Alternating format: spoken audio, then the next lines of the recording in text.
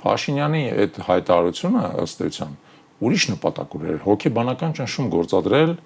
անդիմախոսների վրա, հոգեբանական ճնշում գործադրել ժողովրդի վրա։ Ժողովուրդը միևնույն է լույսը բացվել էր եւ իմանալ էր, չէ՞, ինչ արդյունք։ Ես հիշեցնեմ հետեւելը, հա, բայց գիտեք ոնց է տենց ով որ առաջինը ոնց որ զավթում է օրակարգը, նա ինչ որ իմաստով առավելություն է ստանում։ Դե թող նույն ընդդիմությունը աներ։ Այդ ուրիշ բան, իհարկե պետք է անեին։ Ինչ պետք է անեին այդ գիշեր։ Անդիմությունը պետք է ասեր, որ Փաշինյանը պարտվել է, որովհետեւ Փաշինյանը պարտվել է։ Ինչու չարեցին։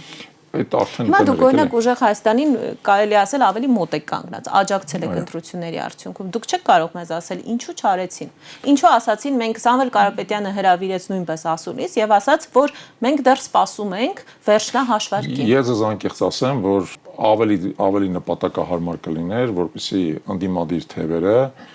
այո, իսկապես ավելի կոշտ ոնց որ հանրային հաղորդակցություն իրականացնեն եւ մասնավորապես մարդկանց բացատրեին հետեւելը Փաշինյանը պարտվել է, նա չի հաղթել այս ընտրությունները։